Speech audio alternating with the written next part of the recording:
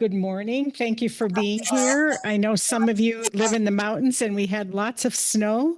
I was out playing in the snow yesterday on the golf course. There was nobody there but me and my husband.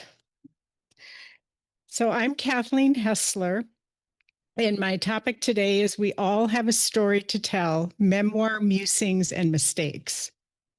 And this is my book, Promise Me Daughter. A nurse attorney navigates her mother's early onset Alzheimer's. So I'll be talking a little bit about the book, but only in the context of writing a memoir and some of the things that I struggled with, that I triumphed over, mistakes I made. You have it. We all mistakes are a part of life, right? So I want to share some of my mistakes to maybe help you so you don't make the same ones. But this memoir is the next slide. I just have and then I have on the tables, I have little marketing cards. And you can buy my book on Amazon. It is in digital and paperback. And there are little cards on the tables that tell you about that. But this memoir is a memoir of part of my life. Some of my life I weave together with my mother's story of her early onset Alzheimer's when she started having symptoms in her early 50s. And through educational anecdotes, I weave what I believe is a compelling narrative. During this time,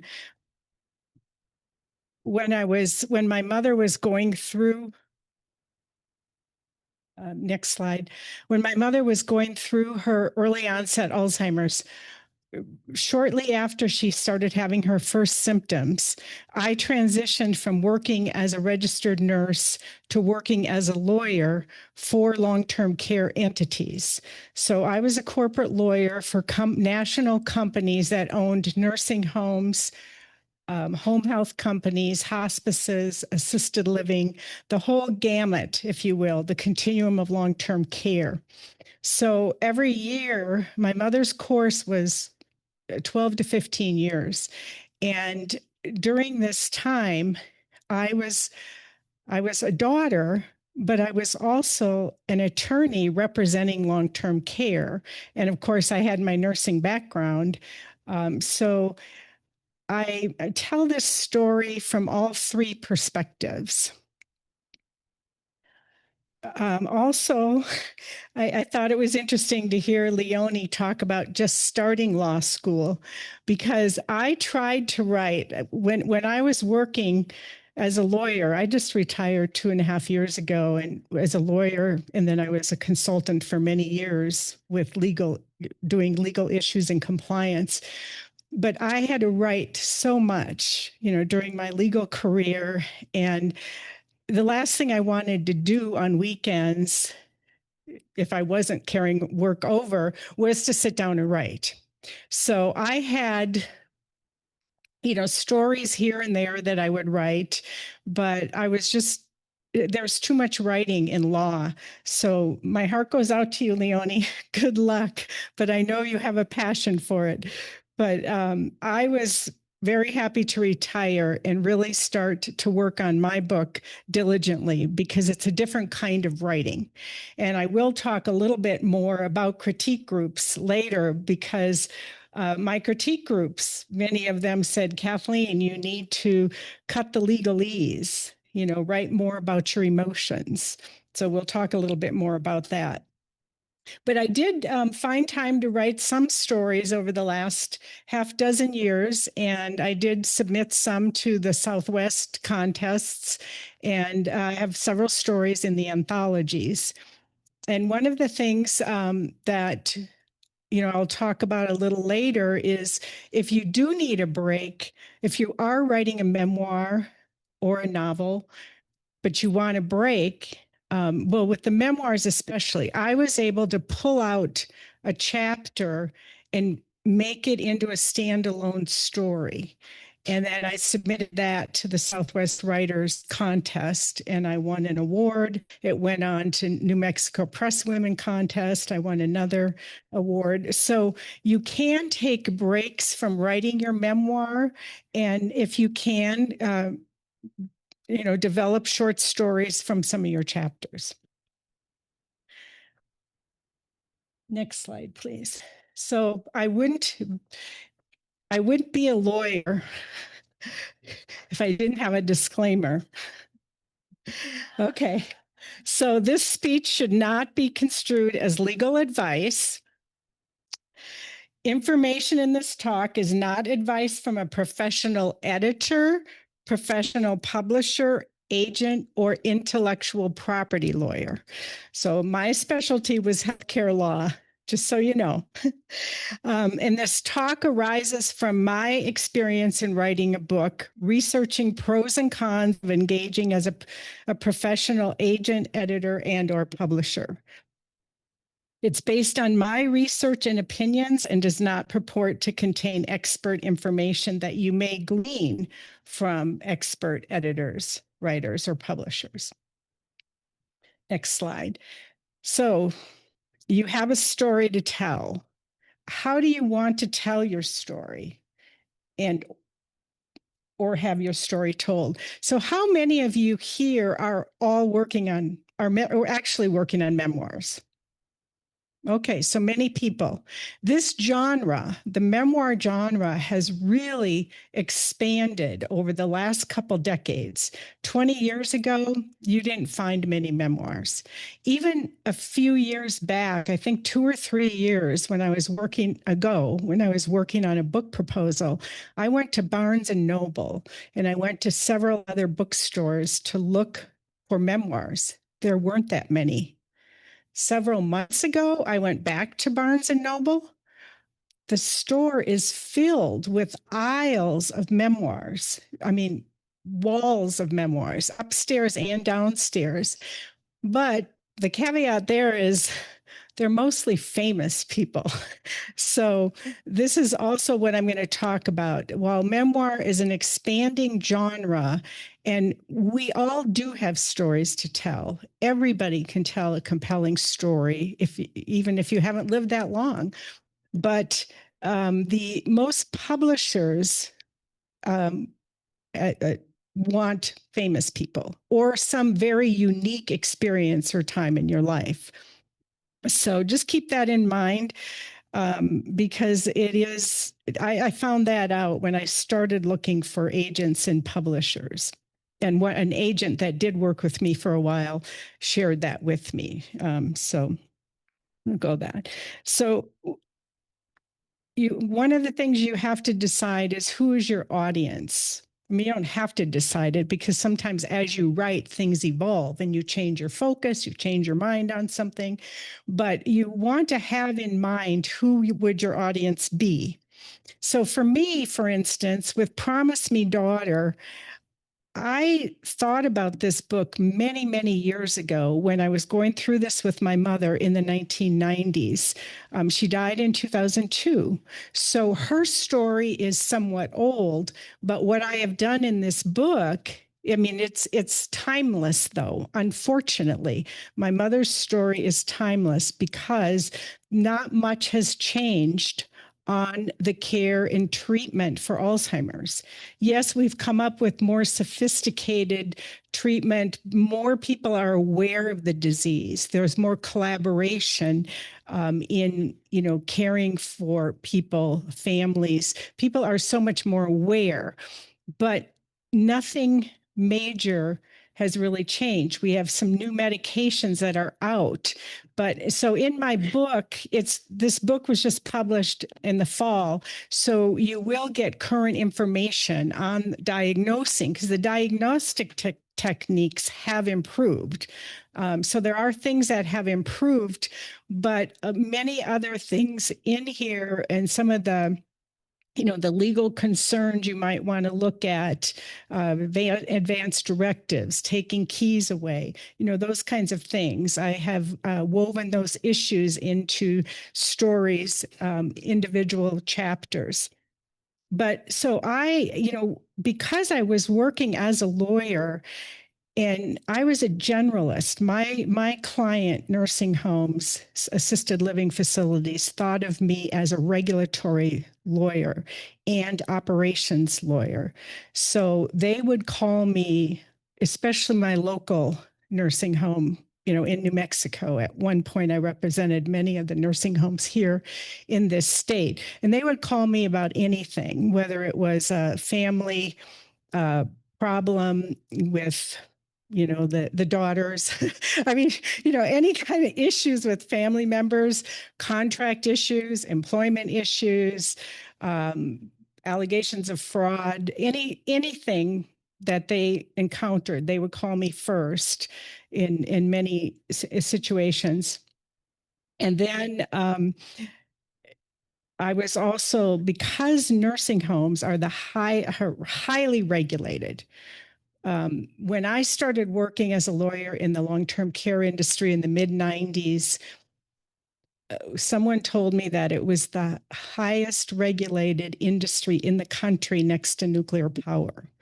I don't know if that's true. I don't know if it is today, but it's highly regulated. So one of my other jobs with these nursing homes, if they got cited by Medicare or the State Department of Health, I was in charge of appealing their cases if they wanted me to appeal it. Of course, we'd have to go through this whole scenario about, is it credible? Did it really happen? Do you want to pay the fine, or should we appeal this? So many times we did appeal these things. But as I was encountering all these things as a lawyer, as a nurse, I'd see all these things that were clinical issues. And as a daughter, I thought, I need to start writing some of this down. So I did take notes. I had some journals. And that brings up another point. I regret that I didn't journal or diary as much as I could have. So everybody who's writing memoirs or thinks they want to in the future, I think journaling is so wonderful to be able to look back on when you're writing a memoir. So I started thinking about this many years ago. I started writing in the 2000s. I had very early critique group in the early 2000s with Sherry Burr, Gail Rubin, several other women who I haven't seen in many years. But then I just got too busy with my work. Fast forward up through COVID. And then when COVID hit, can you all still hear me okay? Okay. So when COVID hit, I really started writing. I joined a critique group on Zoom with Carol Crease over here sitting at this table. And we still Zoom in that critique group. Some of those people I hadn't met until 3 years later. And then about 2 years ago, Sherry Burr invited me back into her current critique group with Judy Avila and Sue Brown. So critique groups are so important. But as I was going through this whole process, I started writing this book really with the idea that I wanted to help people going through the same thing I was. Any family member, friends, anyone who had memory loss. I wanted to help them see that there are so many issues. And as a lawyer, you learn to spot issues. You sit down with a client, they tell you their story, you know the law, and you start looking and going, okay, this is a legal issue. No, this isn't a legal issue, but this might be a business issue. So I wanted to write the book in the way that an average person could read it and say, oh, I didn't think about that issue. Oh, that is something. Oh, we did have that. And oh, this book gave me comfort to know. And these are some things people said to me. This book gave me comfort to know that someone else has gone through that. But as I was writing it, initially, I started thinking I was just going to write it about me and my mom. And my legal and nursing experience. But then I realized I can't do that because I had 5 siblings who were involved in the care with my mom. And I was a long distance caregiver. My 5 siblings all lived in St. Paul, Minnesota with, near my mother. So it wasn't just me caregiving. And in fact, my brother, I think, is on Zoom right now, Dan Hessler, and he's talked about in this book quite a bit. And he has there's a poem at the back of the book. But that caused me, so that decision, once I realized that I really needed my siblings to be part of this book, it really caused me a lot of anxiety because, as most families and most people know, we have squabbles, we have disagreements. Sometimes we don't talk to each other for months, but then we come back together. I mean, there are so many things that families go through, and especially if you're dealing with an illness. But this gave me pause, and I think for me, I really had to start thinking about this more seriously when it came down to the last 6 months, a year before I knew I was going to publish it. And so, I'll talk a little bit more about that, but that's something that you want to do because so many people write memoirs to, it's good to write and get these things out. And some people write memoirs just for themselves. Some people want to write a memoir for their families. So, it depends on who you want it for, who you want to write it for. So I'm going to go back to this slide because I am jumping around. And what I did want to say in the beginning is there are 17 slides here. I may not get through all of them. They're dense. I violate the rule of PowerPoint. I always do, because what they do for me is they remind me of what I want to talk about. But you can ask Brenda, Southwest Writer's Office, for a copy of these, and she will send you them. And my email is on here as well. But if you email me, please identify yourself and tell me you're a Southwest Writer member or you heard the talk, because there's a lot of phishing going on these days. So, okay, I'm going to go back to this slide. So you have a story to tell. We've talked a little bit already about memoirs, but what I have noticed in the research I've done and even talking to people, there still seems to be confusion sometimes between a memoir, an autobiography, and a biography. And some people interchange autobiographies with memoirs. But a memoir is really a nonfiction narrative based on your personal memories, and of course, facts and diaries, journals, photos. But it's a narrow focus. It's about a particular time or event in your life. I mean, it can span many years, but it's not necessarily about your entire life. And memoirs tend to have more emotion in them than an autobiography. An autobiography is usually the story of your life, usually told by you, but has more facts and maybe more chronological and maybe less emotional than a memoir. And again, these aren't hard and fast definitions. I mean, you Google anything and you might get a different answer. But this is what I have found in a lot of the research. And an example of an autobiography that I just loved that I read a number of years ago was Tony Hillerman's Seldom Disappointed. So many of you who know Tony, may have read that book.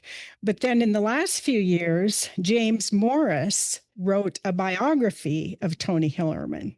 So, and it's a very different kind of book, although he does talk, share some of the same things Tony did. But they're different beasts, if you will. And then, of course, there's fiction, historical fiction. And while a story may or may not be based on actual people, it is fiction and not subject to fact check of the people necessarily, unless you use real events, places, or people.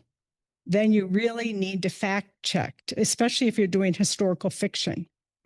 I just finished a book called We Were the Lucky Ones by Georgia Hunter. She published it in 2017, and it's about a family in Poland who, it's fiction, it's a novel, but it is based on a true life story of a large Polish family during World War II and what happened to each of them. It's a fascinating story.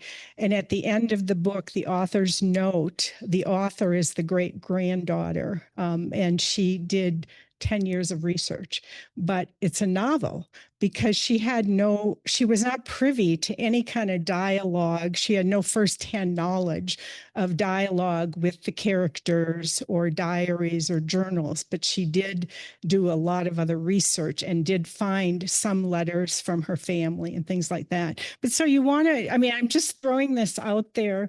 So, as you're writing something, what I've also heard through many authors is they started writing a memoir and it was too sensitive. There are too much sensitive information about family members. They decided to turn it into fiction. Even then, you have to be careful, from a libel and defamation standpoint. Okay, so the next slide, I had jumped ahead to that one, why write a memoir, considerations. So we talked a lot about that already. But again, so when you're writing, you want to, make sure that if you are bringing other characters in or people that you you either change their names or details, or, maybe get their permission to read the book.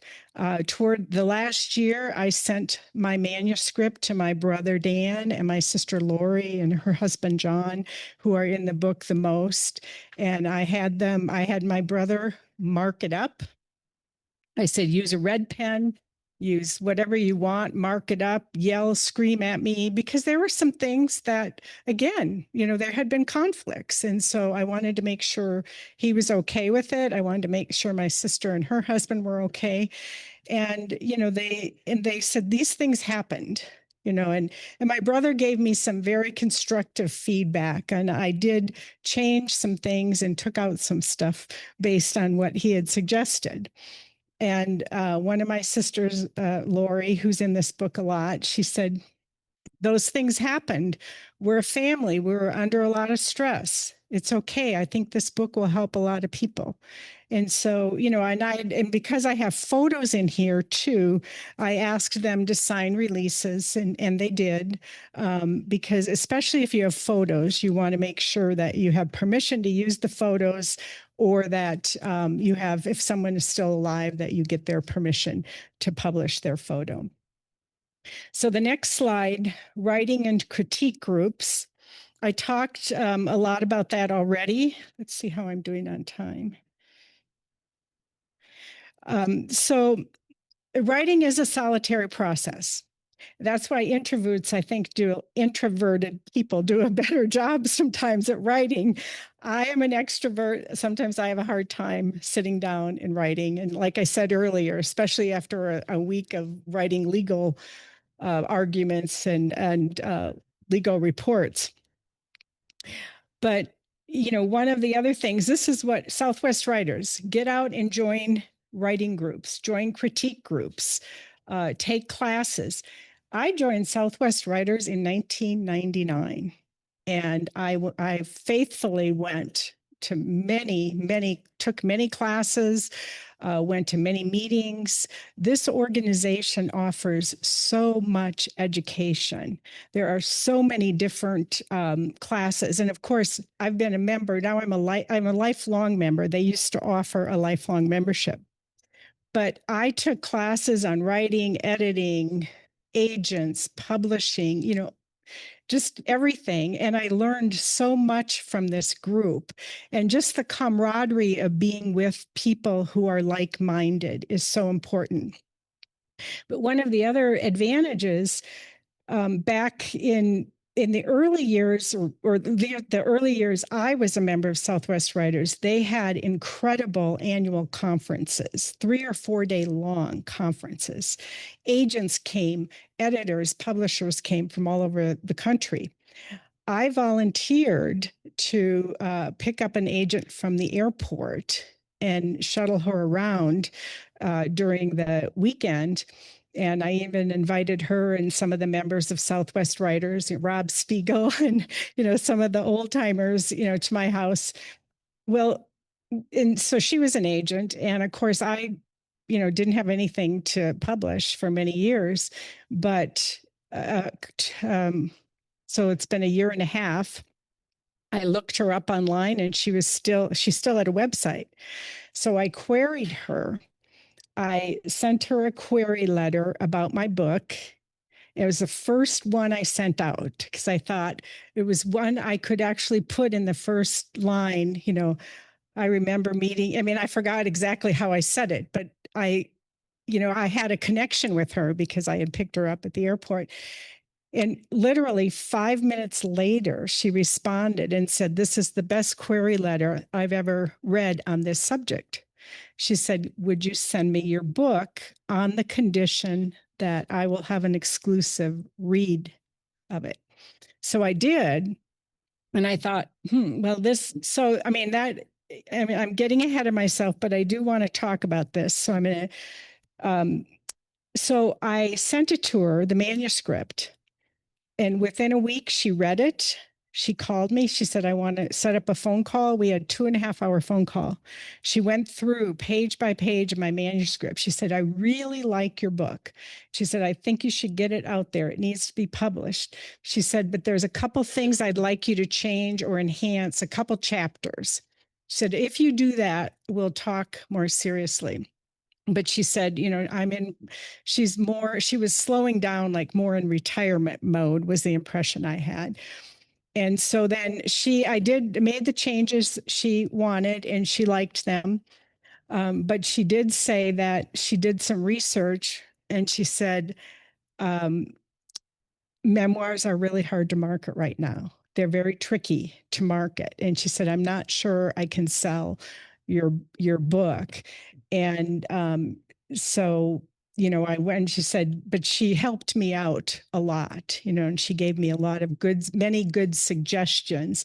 And she did look at some publishers, and because she had originally, she said something about HarperCollins because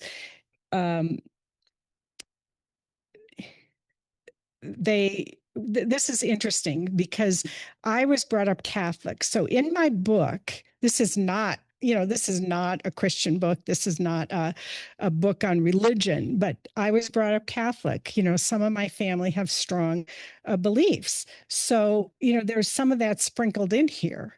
And this agent thought that, a Christian publisher might like this. And she said HarperCollins has a Christian background. They look, they're not opposed to having Christian authors, but I thought this is really interesting because that is not what this book is about. But that was her take on it, and she wanted. So she said, but with HarperCollins, she said all of their memoirs are famous people, and it would be really hard to get in. And then another publisher she had in mind said they were only taking Canadian authors. It was a Canadian publisher. Another publisher said they stopped doing memoirs. So, this is the kind of thing you might run into if you want a traditional publisher. But I already talked about some of the critique groups or the writing and critique groups. But one of the things that I also wanted to go back to is read. I think reading really helps people's writing. Now, this is, again, my opinion, but I just find the more I read, especially memoirs, famous memoirs or not so famous memoirs, you get an idea of different styles. I also think that so much more is okay today than it used to be. Different writing styles are okay. So you get a lot of ideas just by reading other people's stories. And my critique groups were invaluable, and they still are invaluable. And if you get together in person, you hand out 10 pages or a chapter, you read it out loud, and they make, how many of you are in critique groups? Maybe I'm belaboring this point. Okay, many of you aren't, but they're invaluable because you get feedback, especially if you meet in person, because then people can write, they listen to you read and they're marking things down, whether it be grammar, punctuation, thoughts, organization, and then they tell you verbally out loud. So, and I don't know, I guess you have to have you may or may not have to have a thick skin, I think, depending on your critique group and how comfortable you are with each other. But constructive, in my opinion, constructive feedback is always good. If you can, dialogue about things. Now, Mike, who's on the Zoom today, he said that I helped him with a title. He's the husband of a book club member of mine, and he published a book last year on letters, letters from Dorothy. It was a family member. It's a wonderful book. But when he was going through the process, we bantered about some things, and he was, we were talking about titles. So sometimes it helps to talk to other people about titles because they have other ideas. And my title, it was a process, a long process. And it took me a long time. My mother's name is Adele. My original title for this book was Always Adele. But Always Adele, the singer, there's an album, Always Adele. There's so many things. If you Google Adele or Always Adele, there's so much out there. But my family liked the title. I liked the title. This agent I worked with, she liked the title Promise Me No Nursing Home. And I thought, I just didn't like that title. She thought it would really grab people because that's what so many of us deal with loved ones, friends. Many of us are taking care of friends. We deal with that. Promise me no nursing home. Don't put me in a nursing home. And that's the first chapter in my book. The first words are promise me, Kathy, that you will never, ever put me in a nursing home. So then that was my mother, and so I just decided on promise me, daughter. And then I wove some other meaning into this, the title into the book, as you'll see. But it's titles. I mean, I didn't decide on the title probably the last few weeks before I published it. I asked a lot of people. I conducted a couple little mini focus groups with my book clubs and a couple friends groups. So you get a lot of opinions, and you just have to sift through that. But I think, and if you go with a traditional publisher, you cannot be wedded to your title because they will make that decision. Or, they'll ask probably your input. I don't know. I don't have experience with traditional publishers. That's someone else's talk. So research. The next slide. What does it mean to research your personal memoir? I mean, it's all up here, right? Well, not really. You think it is. And it can be when you start writing. Sometimes the actual process of writing brought back so much to me. Especially on emotional events, because emotional events are stored in a different part of our brain than recent memories. And we tend to remember those more. And if you start writing about it, I think you might find, have other people found that when they're writing? Okay, I see someone nodding.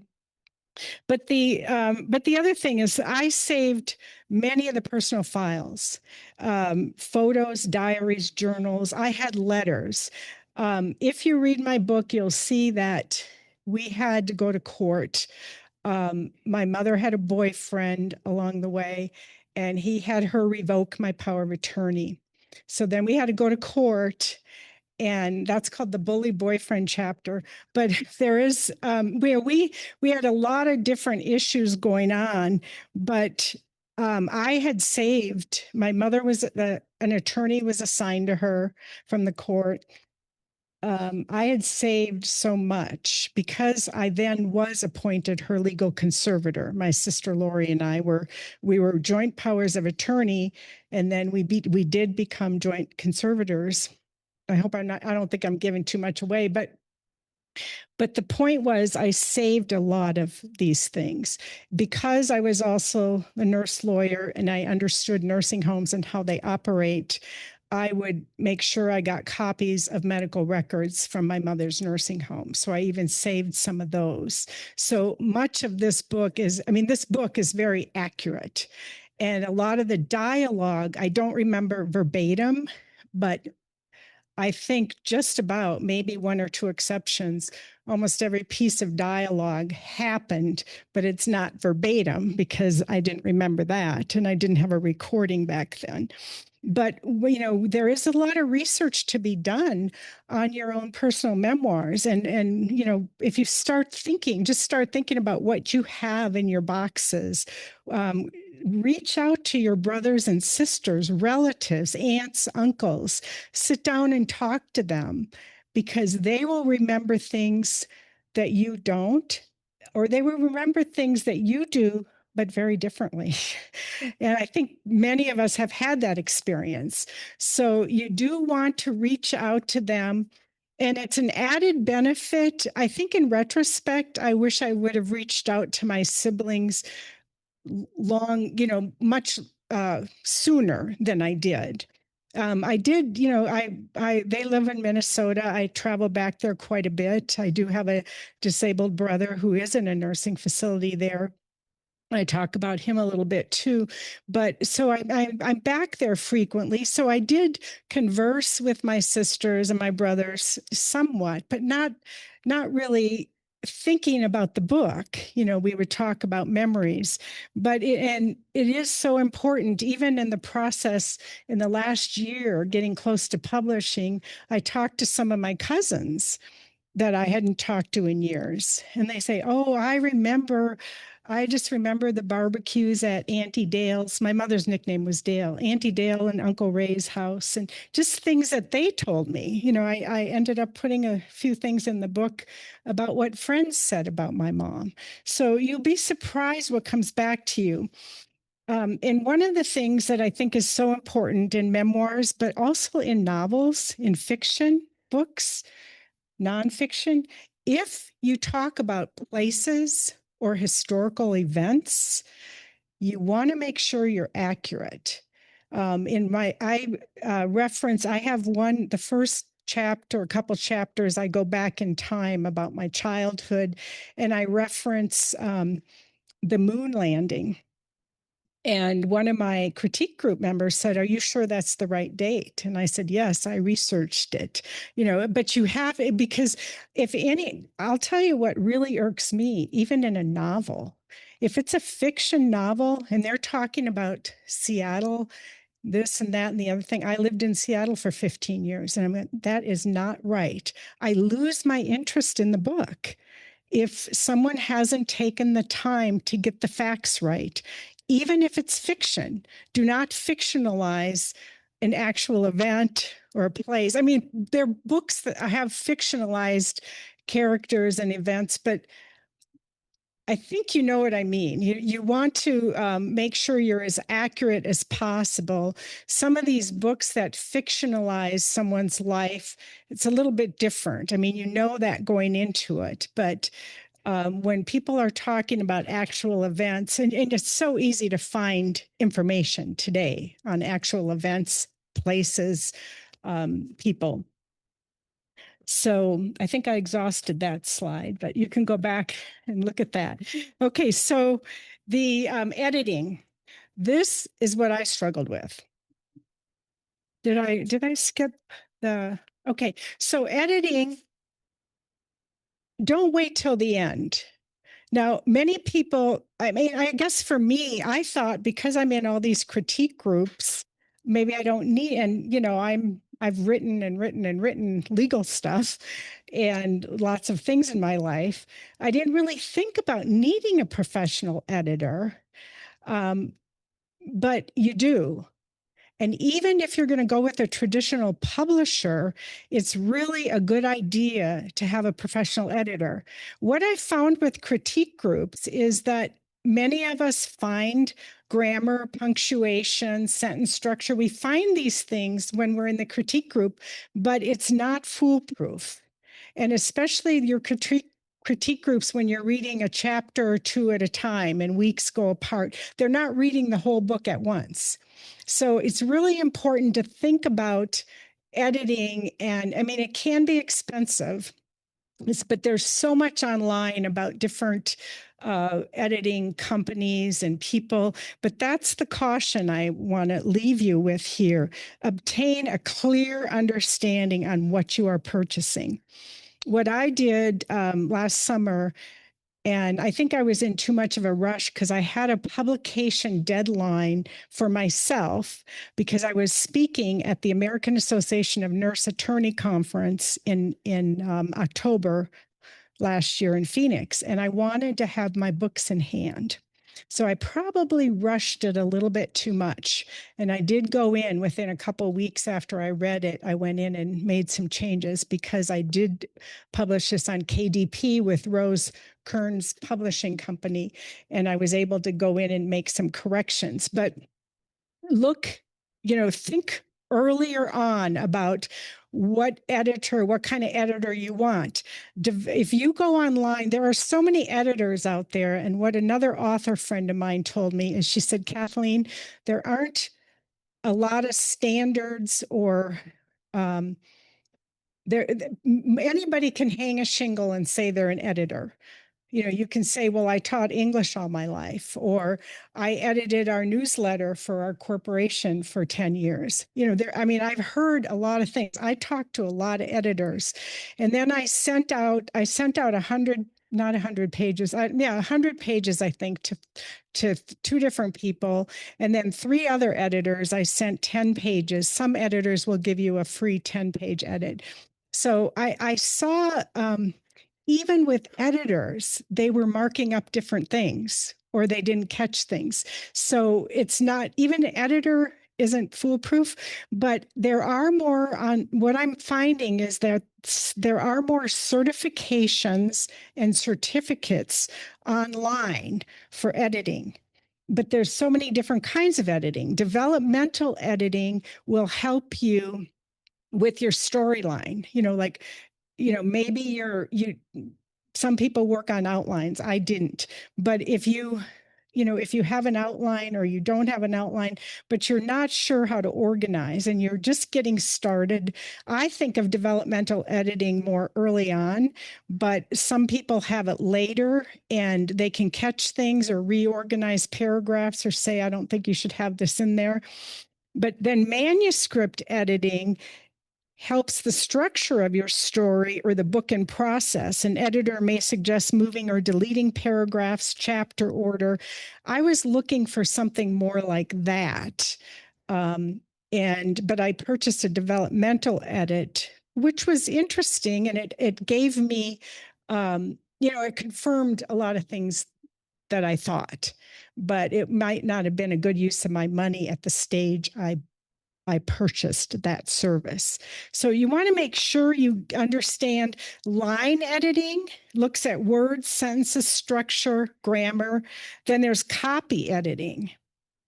The next slide goes through more. You see all these different kinds of editing, and they're all different. You can look online and Google these words, and you will get different definitions or different words for them.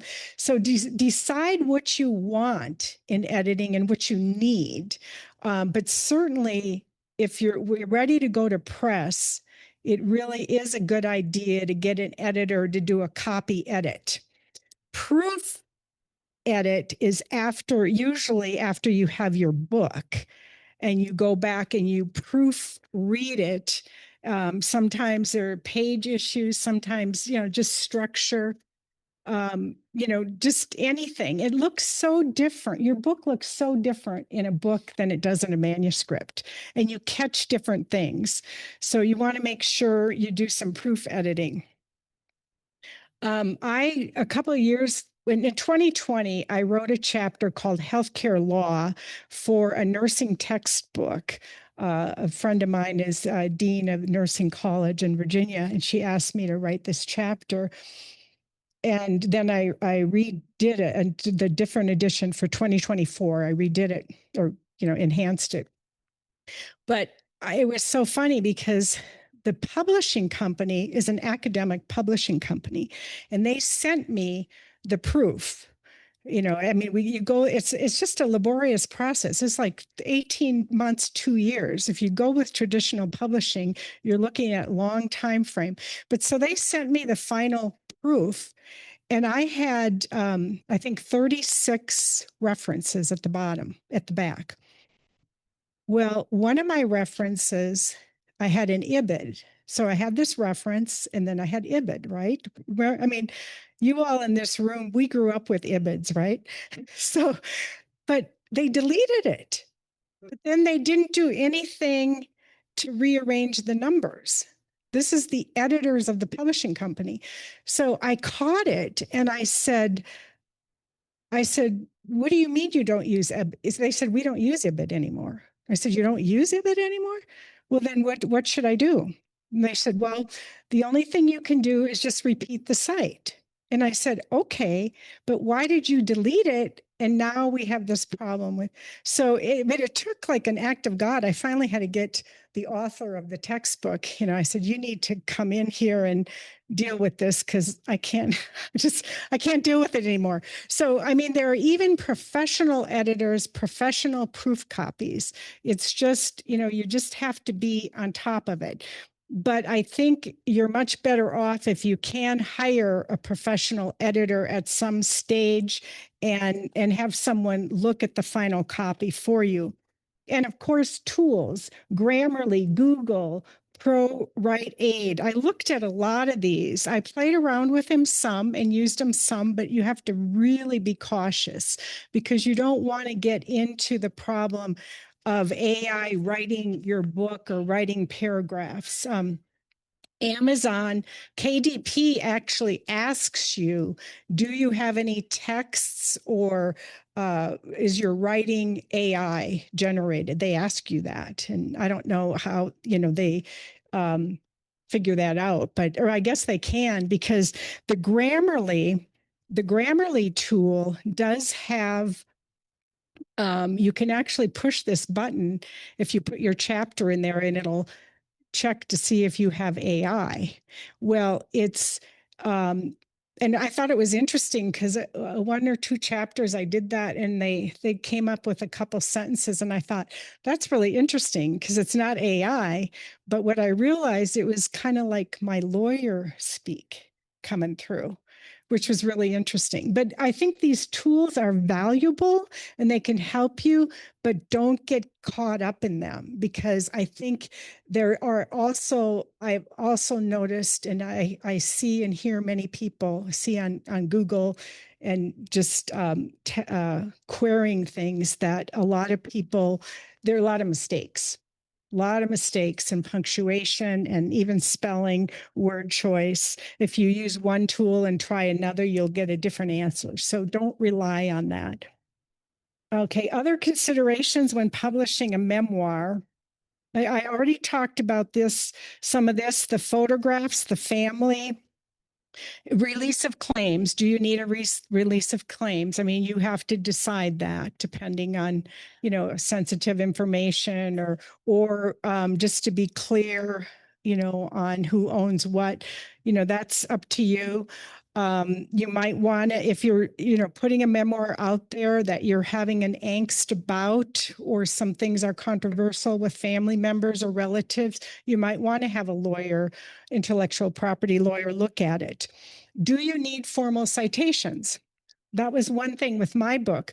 I have a lot of anecdotal stories and educational narratives that give you information in lay terms.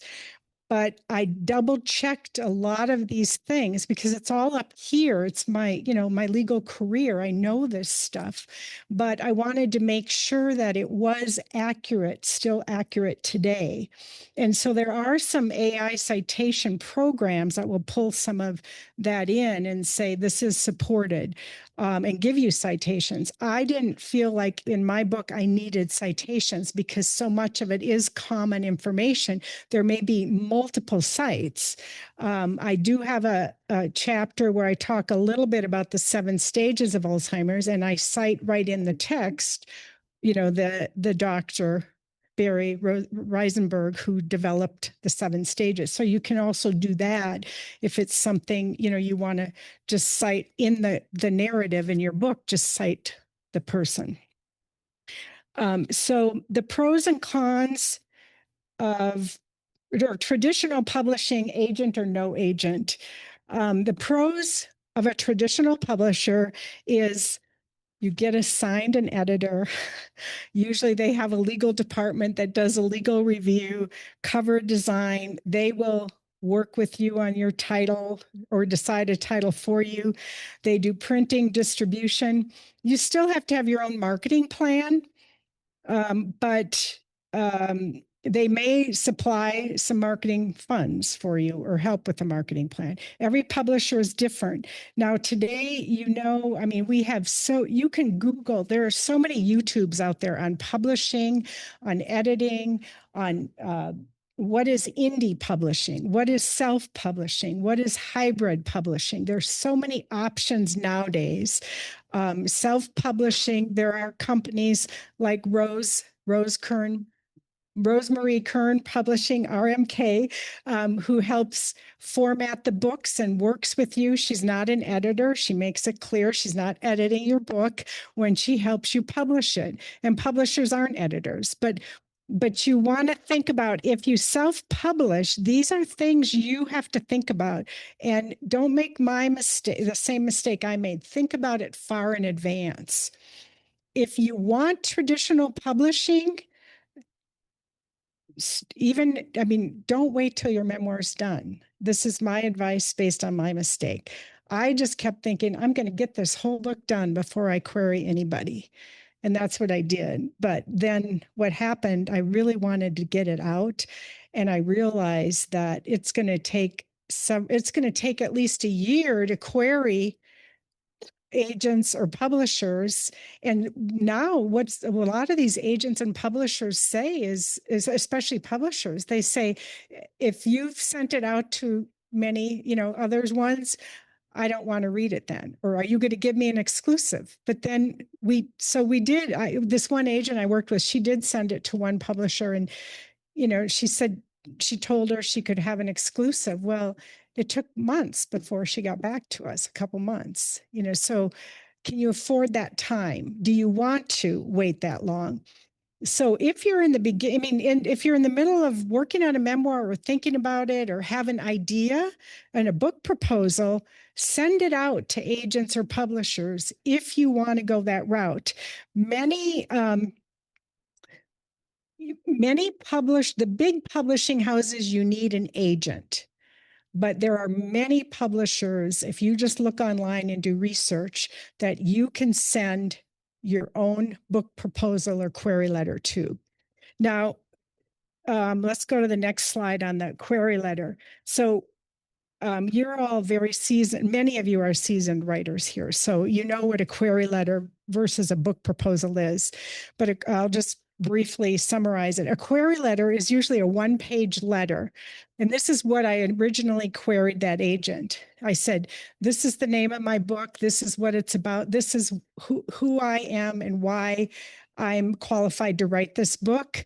I'm a frequent speaker at legal and healthcare conferences. I can come up with, this, I gave a little bit about a marketing plan. So a query letter is an introduction to you and your book, why you're qualified to write it. That's what I sent out to the agent that I had met years ago. But a book proposal is a much different beast. And when this agent came back to me, she said, if I'm going to represent you or help you, I'd like you to write a book proposal. And that was a task. They're many pages long, and I outlined some of the things you have to have in your book proposal. But a book proposal, if you are in the midst of writing your memoir and you're not going to be done for a while, it might be worth it to take the time to do a book proposal and start sending that out to publications or agents, because that's what they want to see. There may be some publishing companies that are okay with a query letter, but everything I've researched and everyone I've talked to seem to say, if it's a memoir or nonfiction book, they want to see a book proposal. Now, fiction books are different. The publishers and agents want the book to be done, but not if it's nonfiction or memoir. But in the book proposal, one of the key things they look at, the agent and publisher, they want to know what else is on the market, what else is out there on early onset Alzheimer's, dementia. How does my book compare to the books that are out there? Well, if I would have finished this 10 years ago or 15 years ago, mine would have been one of the only books out there. But now there are like I said, everybody's writing memoirs. There's so much out there. I went to Barnes and Noble. I bought many books on Amazon and I read them that are similar subject. And I was able to distinguish my book because I couldn't find anyone out there with a nursing and a law background working in long-term care while they're going through this. I think that's the unique spin for my book. So I was able to put that in my book proposal. But the bottom line was, as I realized how long it was going to take, since I waited till I had the book done, I realized how long it was going to take to really secure a traditional publisher. I decided to go with the self-publishing and work with Rose. And I'm very happy I did. And I told you I rushed it a little bit. And Rose, in her kind, gentle way, said, Kathleen, I think you may be rushing this a little bit. And she was right, I knew it. I knew it intuitively, but I just wanted that book in hand at the conference. And in retrospect, I could have gone with some of that marketing, the little marketing things I put on the table there about my book. I could have gone with something like that, but anyway, I don't know. Let's see how much time. I think I've gone way too long. Marketing is very important. And that's the other thing. I have been a speaker for many conferences over the years, and I have a couple more engagements lined up, but I'm not adept at social media. I'm working on that. I did things a little backwards. I'm going to now start marketing my book more, I've been working more on Facebook, and my former employer, the last job I had, I was on LinkedIn, so I'm going to get back on that. But this woman here in the pink sweater, she was talking about, some of the marketing. Can you tell me your name again? I can't read it. You.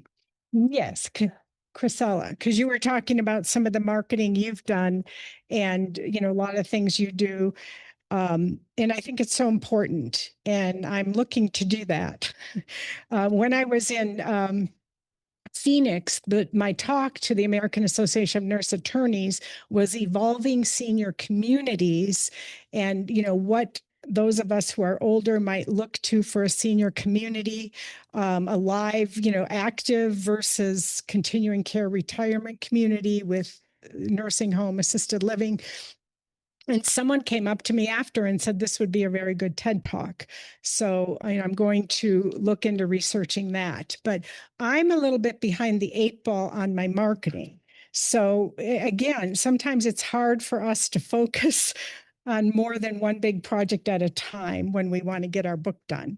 But those are things I'd like you to think about and learn from some of the mistakes I made.